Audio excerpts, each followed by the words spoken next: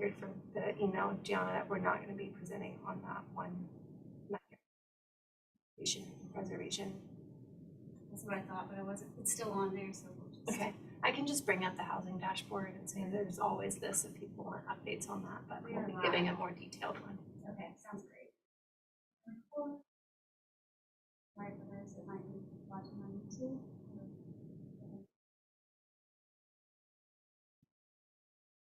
For Jeremy, but can you convert me back to host, please?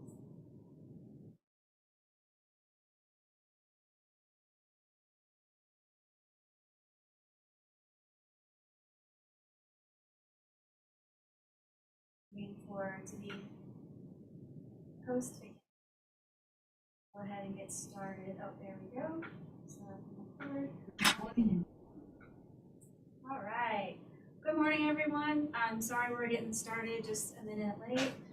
For those joining in the room, there are snacks and coffee in the back of the room. So, and for those of you online, if you would like to attend in person next time, food or fun is fun. But for those of you that might not, there's food. So hopefully you can you might consider joining us in person next time. But we're really glad to have folks with us virtually as well. So welcome to the March meeting of HousingStat. I'm Tracy McKee. I'm the city's Chief Innovation Officer. And I'm just gonna, I think we've got a lot to maybe cover this morning. So I'm gonna be pretty brief in getting us set up this morning, but I do wanna lay the foundation for what we're gonna cover. HousingStat is a piece of priority stat, which is about creating an environment of accountability through an established framework for measuring performance on the mayor's highest priorities. So what does that mean?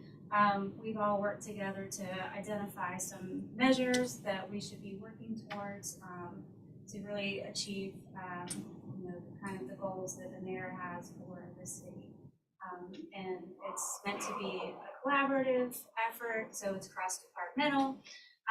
So making sure that everyone's working together.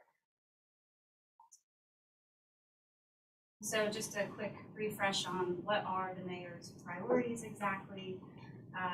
So the first one is public safety, next is flooding, and so for those of you that may not have attended FloodStat before, I certainly welcome you to attend FloodStat.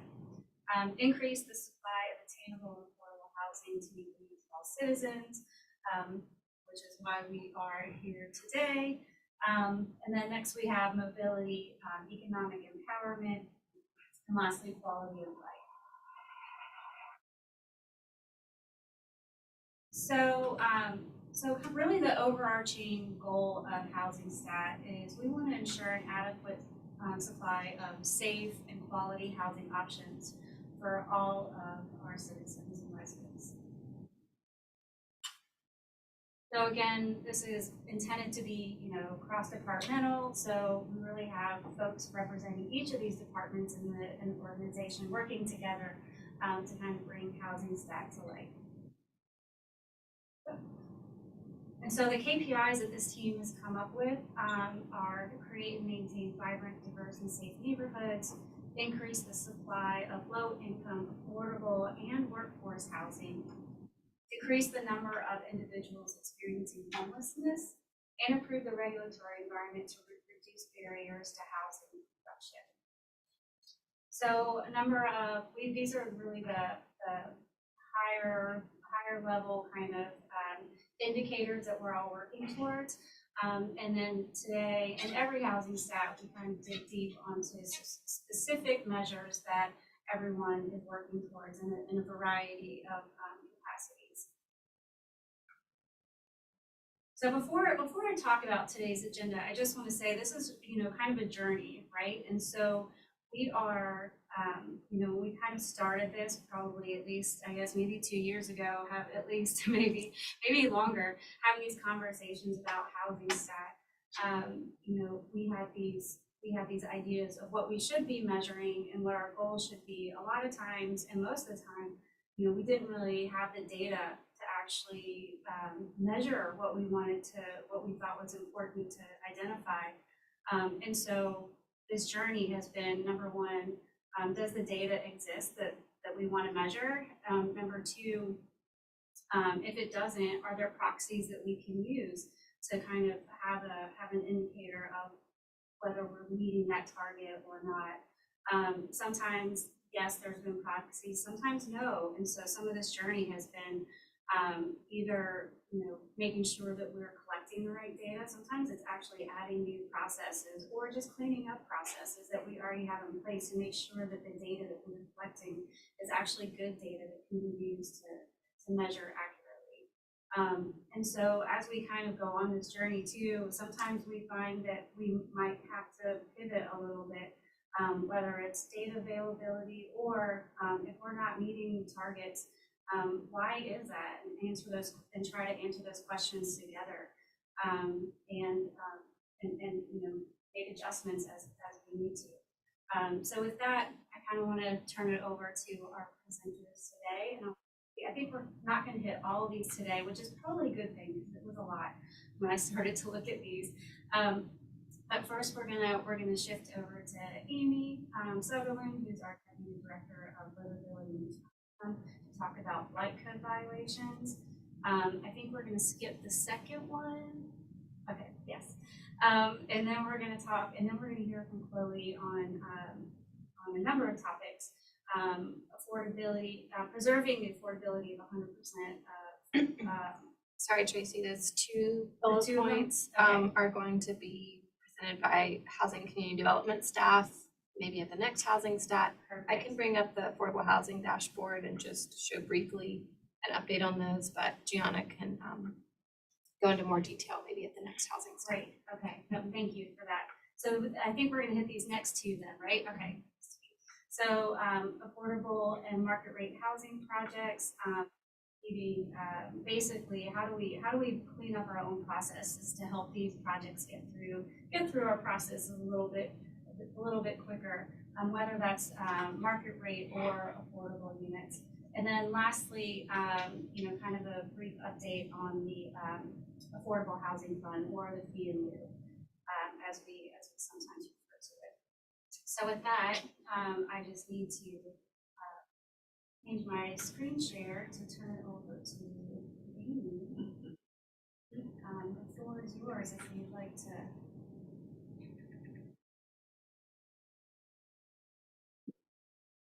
Presentations.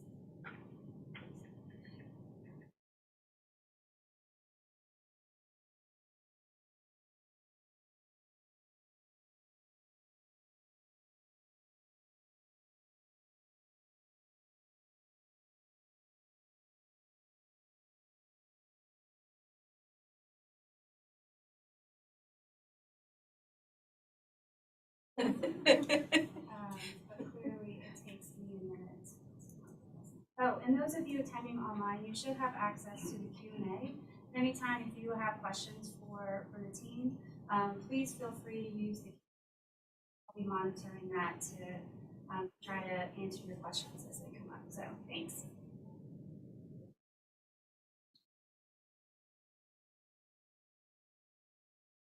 Okay, so we talked about blight about 6 months ago with this group, and as Tracy said, we may find that we need to pivot on how we're reporting out our stats and that sort of thing, maybe adjust goals as we go along. But we've had 2 really big bits of news to share with you, and I wanted to start there. So if we'll go to the next slide. We wanted to start by giving you an update on a new program that was adopted at the end of last year, the rental registration program. And then more recently, we got approval to revive the Livability Review Board, and our director, Dan Riccio, will present a little bit about that. Next, we'll talk about some of the stats related to blight, and then next steps and things we'll be working on for the future. So the rental registration pilot program was adopted for the Canterbury-Elliott-Borough neighborhood. And if you're not familiar with that neighborhood, this is a neighborhood that has a lot of college students residing there. And one of the issues that we run into was getting someone to address some of the code violations, the blight issues. You know, maybe a college student had a party and there are beer cans all over their lawn, and we're struggling to get them to understand, you know, cleaning the property. So this rental registration program is meant to help us have good contact information when we need to reach an owner, a property manager. So we don't just have the tenant or the person renting the property. We have other avenues to pursue.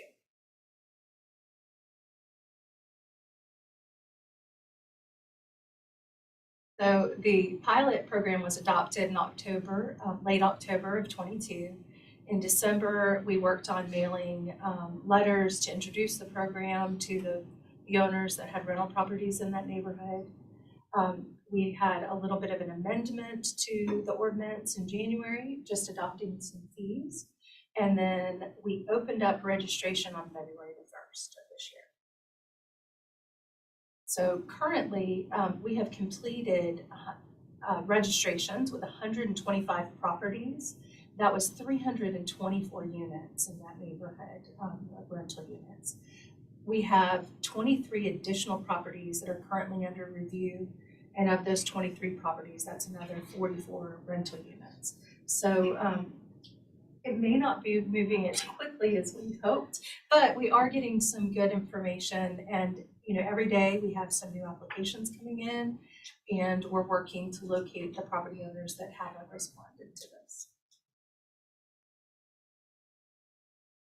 Dan, do you want to stay there or come up? Do you want, where do you want?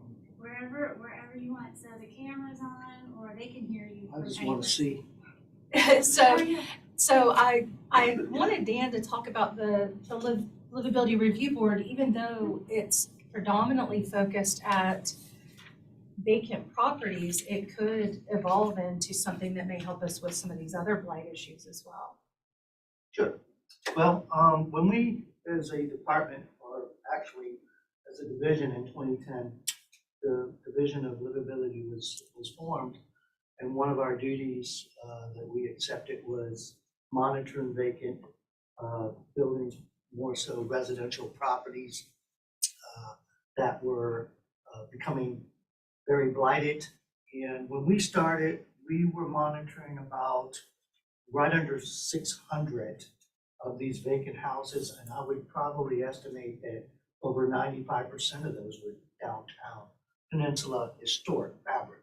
So they were accumulating. We do have a court process that we currently go through, that these property owners have to comply with local ordinances in order to make sure that they are keeping the property clean, boarded, watertight, to preserve the fabric of the building, and also gives them a timeline to begin renovating their property. But over time, with this particular ordinance, we found that the huge backlog was created in court, and there still is a huge backlog. So what would happen is the judge would give these property owners an assignment, if you will, or a task to complete before the next court date, which would be, i.e., hire a contractor, submit to the court a structural engineer report, and go to the BAR, to the city staff, and kind of ask them questions of what to do. So we noticed over time there was a disconnect. These individuals that were not experienced, not educated in our city process, was basically being sent into the fog, and when they returned to court, really had not a lot of items off that check that was completed. So we did have a code enforcement board on the books, city ordinances, that was really never implemented. It was utilized for a short period of time. It would get defunct for probably over 20 years. But the makeup of the board was basically 8 city staff members to review these properties and come up with ideas to get them rehabilitated. So what we did, met with legal, we restructured the board. We wanted city staff who were experienced in the BAR, preservation, housing, building inspections, that could guide people with the city processes of what to do when dealing with these mostly historic properties. And then we wanted some experts on the outside that can facilitate the process for these individuals. So, right, the biggest complaint we would have is unprobated estates. So these people would try to find someone experienced in probate, having difficulties doing that, and just on a wild goose chase, not knowing what to do. So we came up with some ideas to have not only staff members, 2 staff members and 2 alternates from planning, preservation, BAR staff, and also our chief building official's office to guide the people, but also 1 general contractor, obviously who had experience in general contracting, and guide these people what path to take and what obstacles they'll be facing when they go to rehabilitate their properties. And also, we thought it was important to have 1 attorney that was engaged in practice as a probate, estate planning, and or real property transactions. So that's the real estate part, the probate part, to educate these individuals. So now this board is made up as a facilitator to try to find resources for these individuals to expedite the rehabilitation of these properties. So excitedly, last Tuesday, we had 3rd final reading. So this is ready to roll. Now we are kind of asking around for volunteers to serve on the board. And I forgot to mention that we will also have 1 neighborhood individual, a city resident, more primarily in the areas where they're mostly impacted by these blighted properties, that can give their way in on how the community is and maybe come up with some resources that we don't know about. So we're looking for this board to be up and running within 2 months. It's a voluntary process. It's not punitive. And it could be used in lieu of going to court, or also as a tool for the judge to handle ongoing cases and refer these cases back to the Livability Review Board to try to get these owners of these properties back on track to get these houses and properties rehabilitated. So that's our goal. It's education, trying to expedite these properties so that they don't sit and then become deteriorated to the point of demolition. And also, it will hold accountable the individuals that do have the resources and do have the means and own a lot of these properties that let them sit and deteriorate. We're hoping that this process speeds them up as well. So we're looking at trying to divide all the lines and all the obstructions that we deal with these properties. So we're excited about it, and we'll be up and running hopefully in a month or so. So I'm asking for volunteers, a lawyer and a general contractor. Call me. Yeah, fantastic. Thank you, Dan. Well, I know at the last meeting you guys had mentioned this, and you guys have made a lot of progress since the meeting, was that January? So that's really exciting. I think this is going to be a big help to resolving some of these issues. Yes, thank you. Okay, so our goal with addressing blight is to reduce the number of days that we resolve these blight code violations. By the end of 2023, we would like to reduce the number of days to remedy most of these issues by 10 days or less. And that the code actually says 10 days, but many times it does take us longer to get compliance. So in just looking at the top 2 blight violations, 14-5 it says that the owner of a property has a duty to keep it clean. And this could be overgrown grass, it could be debris in the yard, a number of things. Currently, we're averaging about 33 days to resolve, and that average does get skewed for a number of reasons, but one of them is those cases that escalate to a court summons, and we don't want them to go there. We'd rather people to comply voluntarily, but in the last 6 months, 12% of those cases ended up in court. So that does skew the number. It takes longer to get through the court Another code violation that, deals with blight is 14-32, which is our abandoned vehicles code. These are taking about 41 days to resolve. And in this category, about a quarter of the cases were taking longer than 30 days. So just some people slow to respond and, remove those vehicles. I'm curious, did you look at like the ones that went to court versus not go to court and the time difference? So yes, so for the abandoned vehicles in the last 6 months, we didn't actually have any go to court.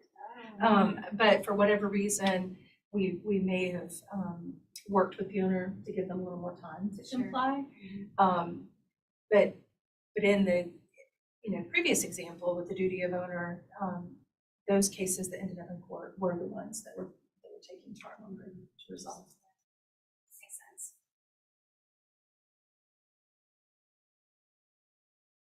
sense. So next steps, when we set our goal of reducing the number of days to resolve these issues, we had a few action items, I guess. One was to develop guidelines to address these repeat offenders in order to prevent future problems. And we wanted to do this by the end of 2023 because we do have some people that we see repeatedly in court. And our prosecutor for the livability court does like to be aware of, when we're reviewing these cases, is this someone that we can continue to see? And so we want to work on some guidelines, maybe be a bit more proactive in monitoring those properties or something of that nature. But we'll report on that when we have developed those. And then the last item was to explore programs and opportunities for people that may need assistance to stay in compliance. Just yesterday, we got a call, a lady, an elderly lady is going through cancer treatment, and she wanted help mowing her lawn. And so we would like to find some resources to help people that do have that need. Certainly doesn't feel good to give them a warning or take them to court when they're struggling, but it's also, and it has an impact on her neighbors, and we do want her to come into compliance. So those are two things that we'll be working on this year to try to reduce the number of days that we have blight.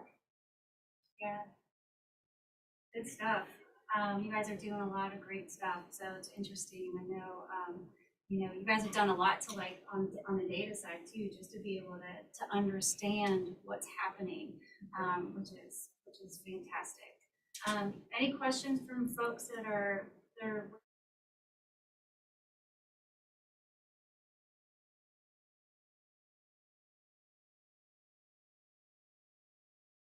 coming in?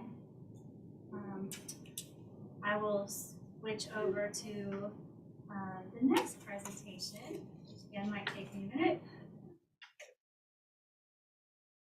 Thank you so much, Amy and Dan. That was a fantastic update.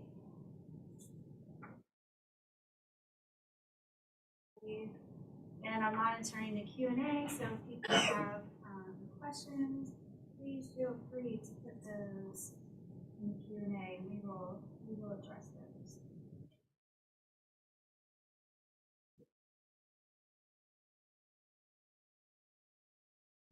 Chloe, to talk about how do we improve our own processes to help us help ourselves, right? So, Chloe, the floor is all yours. Right, so I am going to be talking about not just how we decrease the time for review and approval for affordable housing, but also this is a goal that we have for housing in general in the city, so for market rate as well.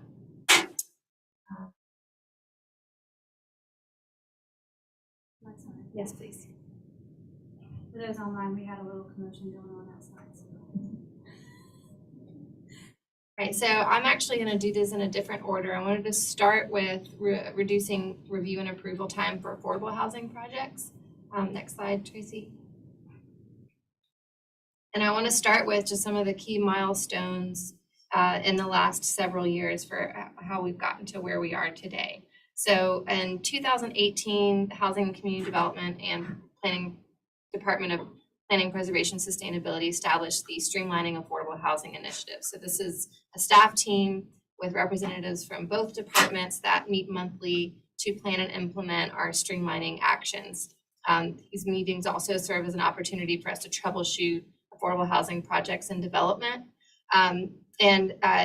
In our initiative plan, it has a variety of things from adjusting our zoning code to decrease regulations to improving processes, and also in thinking about how do we generate additional funding for affordable housing.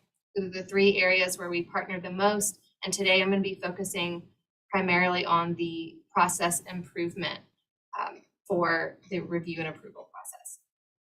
So in 2019, Planning, Preservation, and Sustainability established fee waivers, or we had been waiving fees for affordable housing projects, but we set a threshold in 2019 for any project that had 50% or more of its units designated as affordable. And that was published in our fee schedules. In 2020, the Affordable Housing Concierge position responsibilities were assigned to. Can I go back to that last one? Because Yeah. I actually had a question about that come up. Yeah. And I think under, then to be qualify as affordable, it needs to be 120% AMI. Is that right for that, to get that? It depends. So 120% AMI for owner occupied, if it's going to be an owner occupied unit, or 80% AMI or below if it's a rental unit. Okay. And that criteria is set by Department of Housing and Community Development and verified by Housing and Community Development staff. Good question, Tracy. And so in 2020, the Affordable Housing Concierge position responsibilities, not a position, but responsibilities were assigned to planner. That was me. And that is been carrying those responsibilities in a part-time capacity. And since in that capacity, a lot of these other highlights is sort of part of that work. So in May 2021, the Technical Review Committee established an affordable housing protocol. And in August later that year, we made enhancements to Intergov. They went live. This is our permitting and plan software, and this gave us the ability to actually start tracking affordable housing projects through the process. And this is where we really started to begin to have the data to understand the review times for affordable housing versus market rate. So we did not have that ability before. So later on in the presentation, you may be wondering why we don't have more historical data, and this is why. We didn't really start until 2021. In 2022, we launched the Affordable Housing Dashboard, which we can bring up later. And this actually, for one of the data points that we're not going to go into depth today because we don't have our Housing and Community Development staff here with us to give the details, but our Affordable Housing Dashboard is live, it's updated every night. And so for anyone who wants to see how we are progressing toward our goal of achieving 16,000 units by 2030, that dashboard is giving updated information every day. In 2022, I established the cross-disciplinary affordable housing work group. This group meets quarterly. This differs from the Streamlining Affordable Housing Initiative because these are the folks who are involved directly with the review and approval process, has representatives from building inspections, from planning, housing, fire marshal division. So everyone who's on the front lines interfacing with those application submission process review, doing the approval so that they can vet and help us understand which process improvement strategies will work and are implementable, and also are making sure that these initiatives have integrity and still are living up to the high standards that we set for housing in the city of Charleston. In December 2022, we approved, the city council approved full-time affordable housing development coordinator. So this is going to be replacing the part-time affordable housing concierge responsibilities that I've been carrying. And this year, January, we made additional enhancements to Intergov to automate alerts to signal to anyone who is working on a permit or plan case in Intergov to signal that it is priority status. So this is an alert that runs across their screen that makes sure that they understand to give that project priority. Also in January this year, City Council adopted a resolution to adopt an affordable housing priority status policy. So this priority status program sort of been emerging in development, and this year it's really kicking it off as an official policy or resolution of the city, and then we'll be taking that further. So it's been a journey. So I'm gonna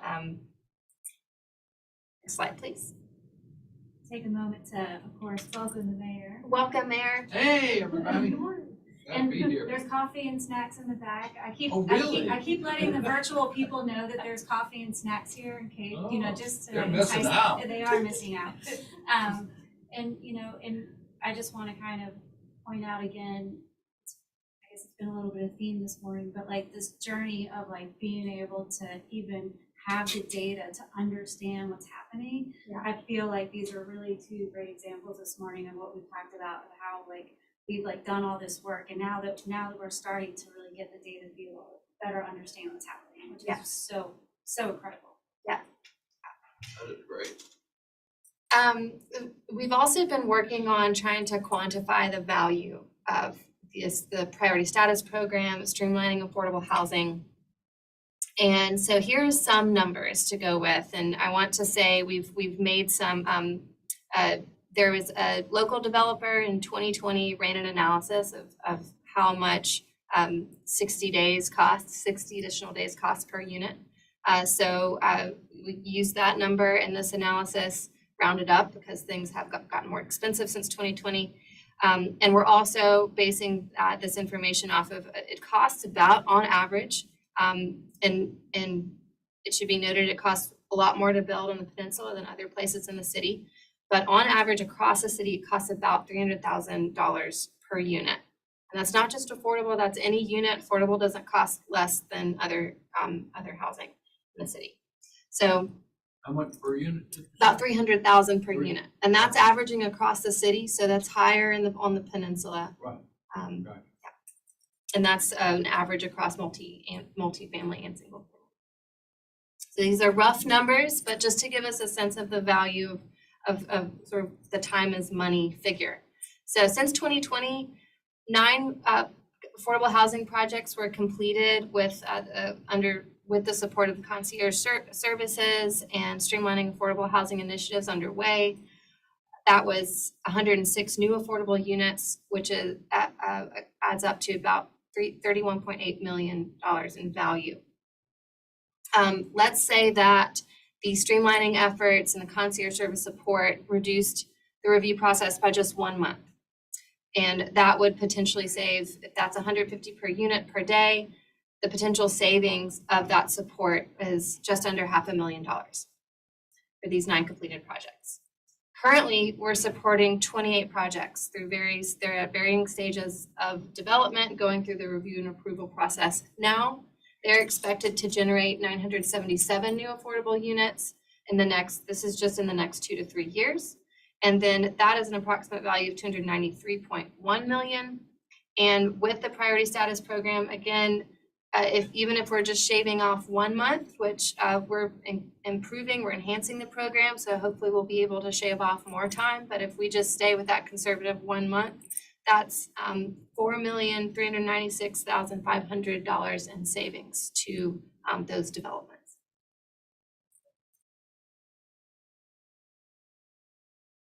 I also ran some calculations on the TRC Affordable Housing Protocol. So this has been in place again since May 2021. They do priority scheduling for Sketch Plan Wednesday. So if it's a priority status project or affordable housing project, they get them on the next agenda versus having to wait till the soonest available slot. They also have a guaranteed 17-day review schedule for every submission. So if you see on the right-hand side, just an example of type 2 projects, review times can go from 45 to 38 days, 31 days. 17-day review is the shortest review time that TRC offers. They also offer red flag follow-up meetings, and these are exclusively for priority status program projects. And so what happens is if during a regular TRC meeting, it's identified that there's an issue that is that they need additional staff follow-up with to make sure that they can get it resolved in a timely manner for their next submission, then they will, staff will schedule a red flag follow-up. And this is with any TRC, this is essentially an additional TRC meeting with more time dedicated for them to have back and forth dialogue with TRC staff. Again, fee waivers, and then they also do priority scheduling for the pre-construction meetings. So if I broke down the savings, again, using that $150 a day per unit, and multiplying that by the time saved with the 17-day review schedule. And so, and I also added in, let's say that the red flag follow-up meeting saves them from having to submit for a fourth review. They would save approximately $588,000 overall for the project cost if they're not in a special protection area, and $924,000 if they were in a special protection area. That jumps so much higher for special protection. Because special protection areas, regular review times for market rate projects are much longer because they're more complicated, take longer to review. So, and I just want to highlight, like, to meet the 17-day review schedule, that's a big deal for our review staff. They really do have to prioritize these projects because it can take a long time, especially for stormwater engineering early on in the project and complicated areas of the city. Affordable housing projects are often in complicated areas of the city due to land costs. So this is a huge, I just want to celebrate the staff that make this happen. This is not an easy task to pull off. Especially since they're, some of the departments don't have backup reviewers and things like that. So it's almost no capacity for anyone to like go on vacation or anything like that, because there's not room for error really with that team. Right. Yeah. How are we on time, Tracy? How quickly do I need You're fine. I'm fine? Okay. Yes. Mm-hmm. All right, so now how is this paying off? So goal 2 is for affordable and market rate to both receive TRC site plan approval within 3 or fewer submittals. So we'll go into more than that, but this is a dashboard that is available online that anybody can see, and this is the overall picture of TRC submittals. So this is any project, market rate, affordable, this is any project. So average days to review has been 29.7. They've completed 70% or 73% of TRC reviews by the meeting date. Last year, this is from 2022. You can go to next slide, Tracy. I think we have, and this is the same data, but just for priority status affordable housing projects. So what we're seeing here is 83% of the time TRC reviews are completed by the meeting date, and average days review is only 19.8. So we are seeing a difference there, which we should be seeing based on all the efforts in place. So this is good. Next slide. I don't know. I didn't have time to go look into that, but I'm sure it's on my list of projects that we're watching right now. So this is showing overall market rate. So 270 new submittals. This is the time period for this is January 2021 to March 2023. So remember, the TRC protocol didn't go into effect until May 2021, just to give a sense here of what we're looking at. Average submittals. So this average submittals number is really the one that is most connected to the metric that we're trying to achieve, which is market rate projects are completed with 3 or fewer submittals. So this is achieving that. We're there for market rate in general. 305 days to completion and average days in review. Can you explain more about what that means, Tracy? Yeah, sure. So what that days in review looks at is the number of days it is actually with TRC. Mm-hmm. So if you look at kind of the days to completion and subtract out the average days to review, That's the remaining is the number of days that is back with the applicant. So, Okay. yep, so it's kind of, you can see it's an even split when we review it and then returning those back to the applicant to come back and submit another Gotcha. application. Okay, gotcha, thank you. So average submittals, again, 2.8 for market rate, and the next slide.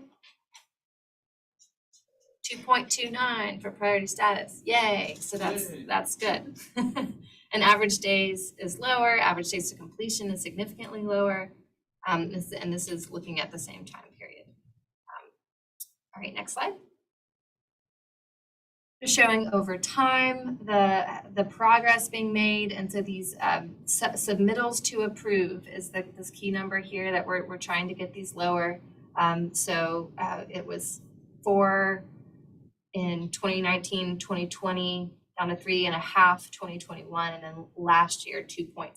So the last year's we're starting to see a lot of good progress. Next slide.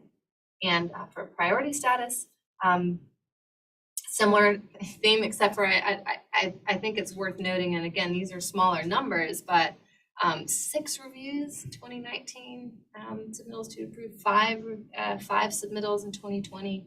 They were submitting a lot, and more than market rate on average, and we got it down to 2.7 from 5, so I think that's pretty excellent.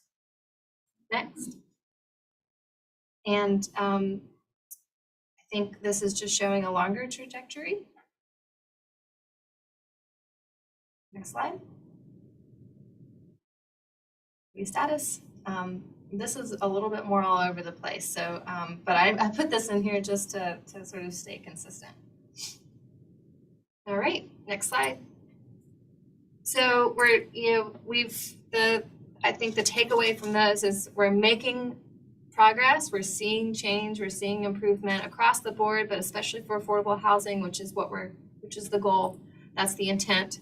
So across the board, but especially for affordable housing, we want to improve our processes, and we're still working on this. And next slide, talk about some things that we've been working on.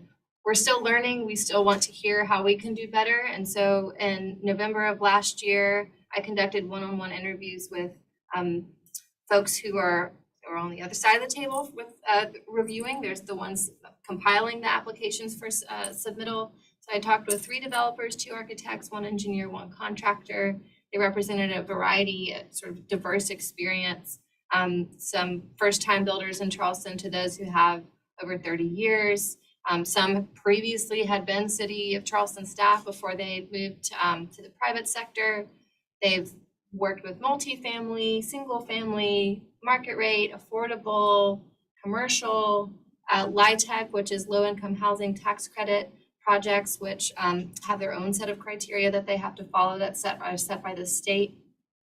All different styles of housing from all over the city, and then also working throughout the Southeast and in other major cities nearby. And next slide. So here are some just highlights from those interviews, starting with what's not working. So feeling like they're getting pulled in different directions, comments not centralized, or their comments are conflicting with other comments. So there's different priorities and they feel like they're being pulled in different direction, or not really sure which one to pick or which one to prioritize, or how to respond to conflicting direction that they're being given. And it's also can be like a confusing game of dominoes of which to start with. So when there's concurrent reviews going, trying to understand where to start, and how in what order to do things, and it can be confusing. So sometimes communication is unclear in terms of what is expected of applicants, especially when it comes to more subjective reviews. Trying to sort of read the tea leaves is a quote from one. This creates a lot of uncertainty in the timeline, which can have serious impact on project cost. So just for example, material costs rose dramatically in the last couple of years, and this could vary, from month to month. The market for these have been really unsteady and unstable, and so what they had penciled out before may not work just a couple of months later because material costs had changed so drastically. For architects and designers that are not local, site-specific design can be a really steep learning curve versus local architects and designers. They know Charleston, they know our landscape, but they may be less well-versed in LIHTC requirements, and these are the state-issued requirements. And that is one of the more common types of affordable housing that we see. So there's that tension there of sort of who to pick for your architect design team and where to invest those funds. And then just generally feeling that BAR staff review times are too long. I think that is a reflection of the volume of reviews that staff get. And that can really drag out a process. Next slide. So what's working? The priority status program is people are applauded that. Communication with staff has been good. So very responsive to priority status projects. The concierge services are really helpful and making them feel supported and making sure they get a timely response. Feeling like locally, politically, there's a lot of support for affordable housing, which is not always the case in other jurisdictions where affordable housing developers are building. And when a local design firm is part of the team, they're, from people's experience, that can save costs in the long term. So from saving time and getting through the process faster. So what would be helpful? These are suggestions from the development world, the affordable housing development world. So please set and communicate clear expectations. So the more that they can know how much their project will cost, have more certainty in that way. Some best practices, some standards for design and materials would be helpful, and some kind of rank of priorities. And I know this is easier said than done, but if we can be on the same page with what is most important and communicate that clearly, then when we give conflicting direction, that will make it easier for applicants. We're actually trying to avoid conflicting direction altogether, I think, is the goal. So having more opportunities for dialogues at this type of interview, the questions that we're asking, wanting more of that, more proactive communication, and the opportunity to have real-time clarification in public meetings. And this was specifically regarding design review and architectural review meetings. When there is that lack of clarification or something feels like reading the tea leaves, being able to actually follow up real time and get more clarification and specifics. Suggestion for focused review. So one reviewer channel for affordable housing, or having more focused pipelines, similar to how BAR has a small and large track, having maybe something similar for TRC, and having comments come all in one package with one contact versus coming from multiple different people. You know, that's something that we've been working toward. It doesn't always work out that way, but that is something that we're working toward. And I will just say that the Affordable Housing Work Group that's been meeting has reviewed all of the comments from these interviews, and the focused review is, I think, the one that's been getting the most interest from work group members. Is something that may be achievable and worth really trying to tackle as a starting place. So applicant and staff committee to review the full process to screen for duplication. So this is, I think, something that used to exist, but there was some kind of, so thinking about like what the Affordable Housing Work Group is doing, but expanding that to include folks who are affordable housing developers, people who are on the applicant side of things, and actually doing a comprehensive review of our processes. So that was one suggestion. Can you expand on the duplication? What kind of duplication are they? Yes, I think that was specifically talking about some paperwork and information that's being required that is duplicative. Okay. So how can we at least eliminate things like that? And what are other inefficiencies or redundancies or conflict can we screen for in the review process? So that was one suggestion. And then again, sort of decide what is most important, create tiers of review decision authority accordingly. So we get applicants get caught in this push and pull between trying to meet all these priorities and meet all these standards, and sometimes it's impossible to meet them all. So having a better way to get through those decisions and problem solving times more quickly. So, next.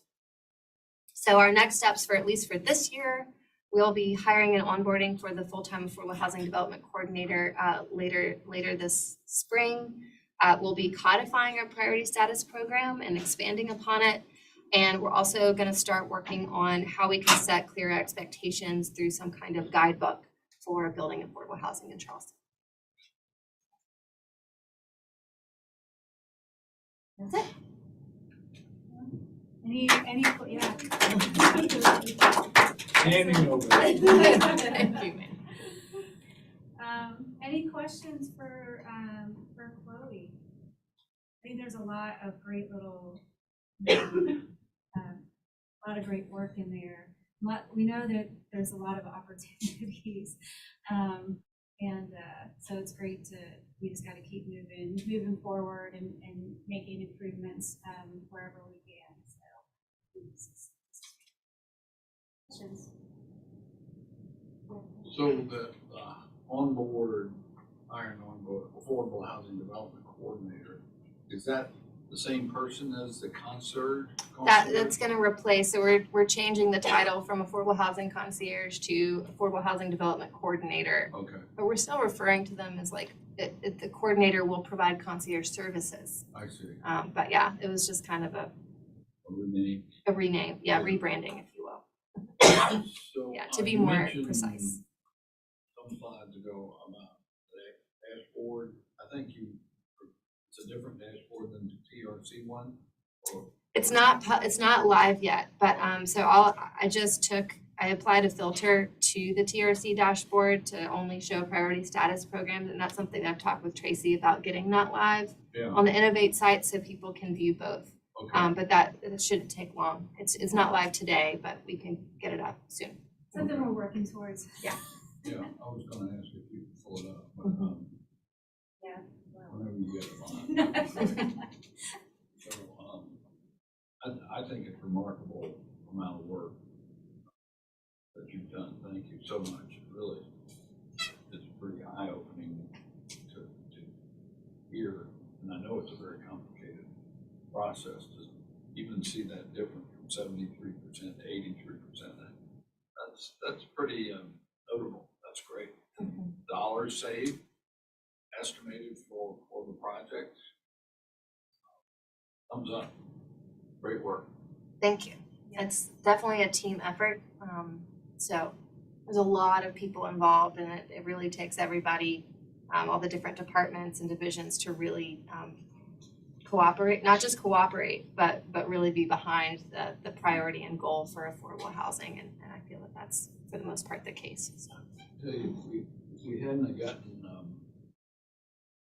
by the state messing with the tax credits in the last year, have a lot more under construction right now. It's really unfortunate that happened. Yeah.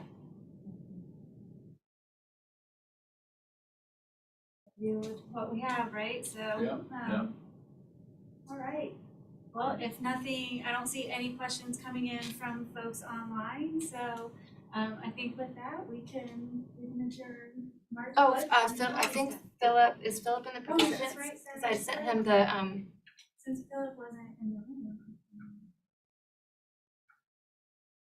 See, Philip, we were hoping to get a quick update on fee and lieu. I think the update is that there's not really any change, but I'm seeing much movement there. I don't think we've gotten any since the fee and lieu. I do see Mandy is online, if Mandy has any info to be shared on. You sure Philip's not on there? He says I can be promoted one time for me, right? I don't see him. Oh, it's possible he's in there as Eric Pullman. Oh, well, that would Trying to. that would definitely throw me off. Bullet point on one thing, right? Yeah. Okay, so we actually have one more presentation from, I think, Philip Overcash, AKA Aaron Pullman. Are you with us? All right, Philip. Hello. Can Hey, you hear Philip. me okay? Yes, we can. Great. Apologize for the confusion. We share an account here in a Zoom account in the office, and I had to set up a meeting right prior to this one, and sometimes I'm in there as somebody else. Eric won't mind, I don't think. I'll try to represent him well. So I am here, and I can share my screen in just a second. But I'm here to talk about the workforce housing or mixed-use workforce housing zoning district and the fund that it produces money for. And so I can give sort of a quick update. I've got a lot of information about background, but I don't know that we need to go into that unless you are interested in some of the background of the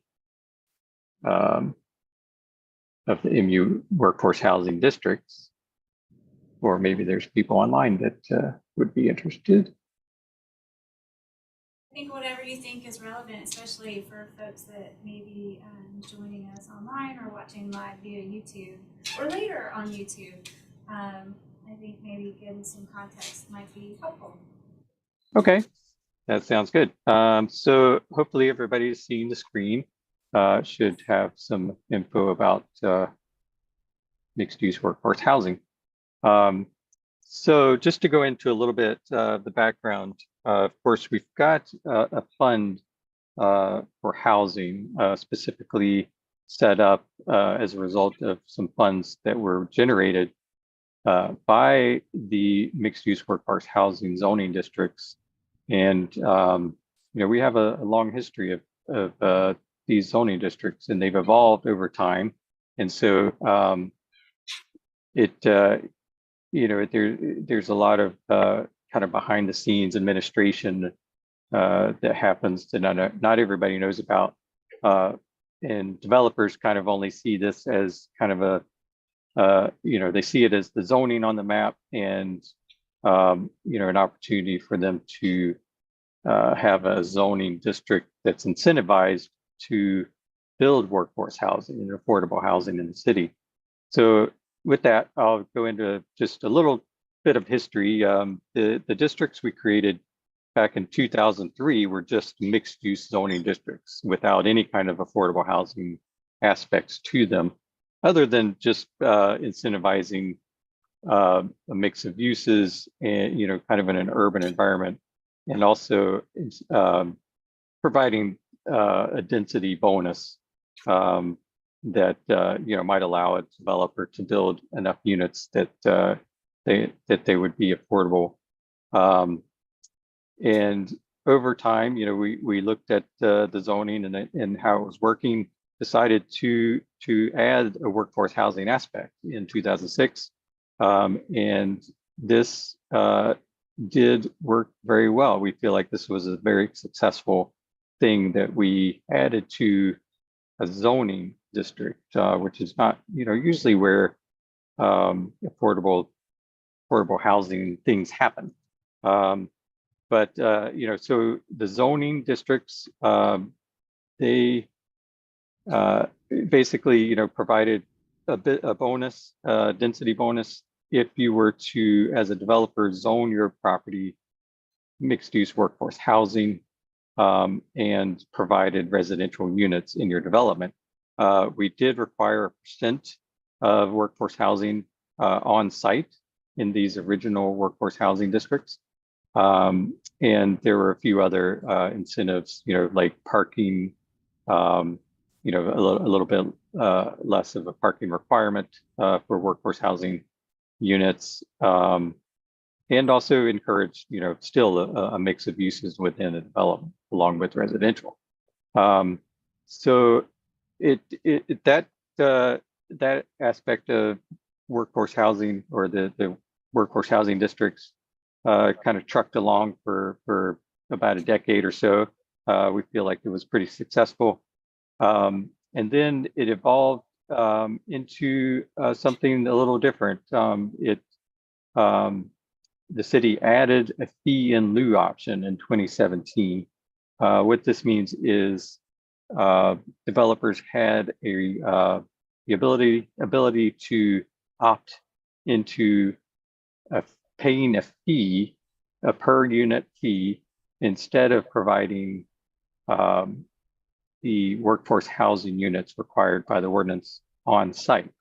So basically you could, as a developer, pay into a fund that would help affordable housing in, on the peninsula and elsewhere by, just submitting the application, and we'd figure out based on a square footage of your development what the fee would be, and then of course they would develop either with or without units on site, depending on if they paid the fee. So the fee in lieu, essentially is administered by the City of Charleston's planning department, and a lot of it is done by our zoning and TRC. Just from an enforcement standpoint and inspections. But then the funds that are paid go into a fund created by the ordinance and managed by the city's housing department. And of course, collected funds go directly to affordable housing projects. Just a little bit about the administration. We require a application that's there on the right, and floor plans for a building, because the fee is based largely on the gross square footage of a development. And it's not just the amount of square feet of the residential part or even the workforce housing part. It's the entire development, including balconies, patios, amenity space as well. So it does take a bit to verify and make sure that the fee is correct, and that it gets paid into the fund. So this is the current way that you can as a developer or member of the public or even staff can use this is an online tool that Tracy McKee did help develop. So that was a wonderful thing to, behind all this interface is some code that calculates the fee based on, the inputs you put in. For instance, you could put in your gross square footage, number of units total, and then you would get how many workforce housing units you are required to provide by ordinance, and then how many units you might, as a developer, provide on site. And all of these things would, the total fee would change based on these factors. And as you can see, there's 4 tiers. So basically, what happens with the fee currently, and this was changed recently in the past couple of years. The tiers, the more housing you provide, workforce housing you provide on site, the lower your fee is going to be per unit. So it just was intended to work out that way. So the reason for that, and I'll go into this here, is the reason that it was changed fairly recently was over time after the fee in lieu option was created, it's a trend emerged, and that trend basically was that most of the developments that were occurring that included residential opted to pay the fee in lieu rather than build workforce housing units on site. So that meant basically we were getting 0 units in certain areas, for instance, on the peninsula where we've targeted the mixed use workforce housing zoning. So we were really not getting any units downtown, affordable units, built by the developers. So, the new tiered system was installed by the mayor and council. And this we hope, will encourage more units to be built on site. And you can also, of course, pay a fee and build units on site, depending on the mix you want as a developer. So, and some of these numbers are a little old, but they haven't changed too much recently, just because we haven't had any fee in lieu payments come in recently. And that's just a matter of projects have not been completed in the time that I'm showing here. So, as of the end of 21, we had about 10.4 million in fee in lieu come in from developers, and I know that most of that has been spent for workforce and affordable housing units on and off the peninsula. I'll skip here to some of the expenditures from the fund. This was provided by the housing department a little while ago, so it's not completely up to date. But it is showing, where some of the funding has gone since the fund was started and funded by developers. Philip, As you can see, there. I'm sorry, go ahead. I was just going to add something. Yeah, absolutely. Just of interest to anyone listening.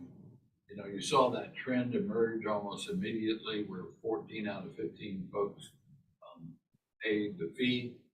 This was after a lot of gnashing of the teeth, whereby the development community claimed that no one would even build any more housing in Charleston because the fee was so high that there was no way they would be able to afford to do that. So that was part of the rationale for the adjustment. The other thing that I would note is that even though the number of units facilitated might be less than what would have been required if they had provided on site, there was a time limit to those on-site units that would run out after 20 or 25 years, depending on when they were put in place. And for the most part, these units that are being facilitated, last in perpetuity. They go on and on. So if you look at the long term, I'd rather have the units that last forever, even though we don't get quite as many of them. Thank you. All right, thank you. Yeah, very good points. So just to back up a little bit, this is actually kind of a current snapshot of where we are with workforce housing payments.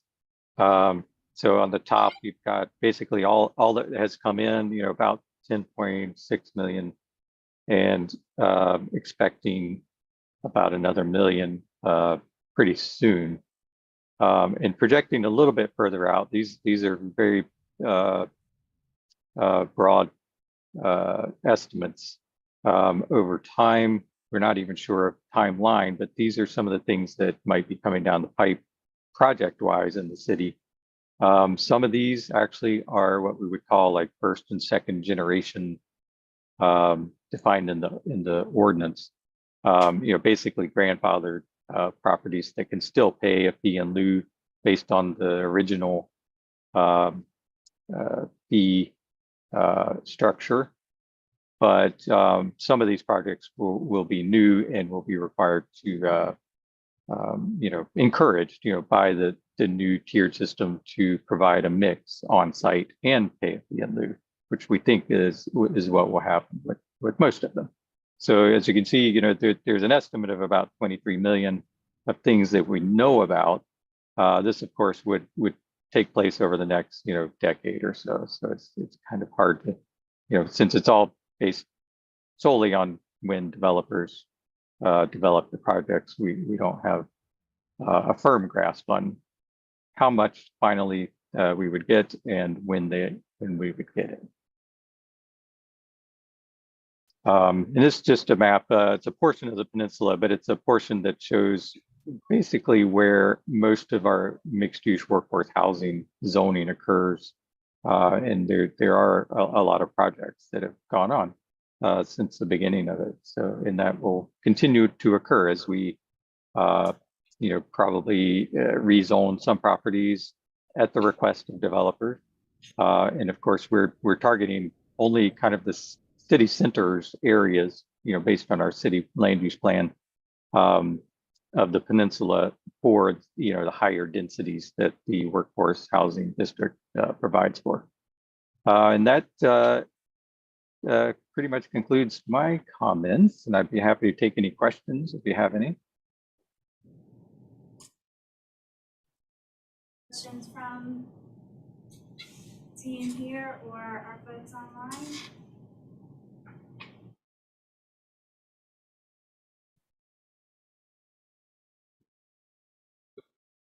Yeah, no, that was a great update, Phil. It's the first time we've kind of gotten a comprehensive update on the fee in lieu. So I'm glad you were able to join us. And if you failed, it was Eric anyway. So Yeah, that's right. Eric would have been to blame. So job well done, Philip. Thanks for jumping in and providing this update. It's really useful. Thank you. Now, I think, Chloe, am I forgetting anything else? We can wrap up our March HousingStat meeting, and thanks everybody for being here today, and thanks for those. And again, reminder for those of you attending virtually, there is food in the room if you would like to join us next time. So thanks everybody.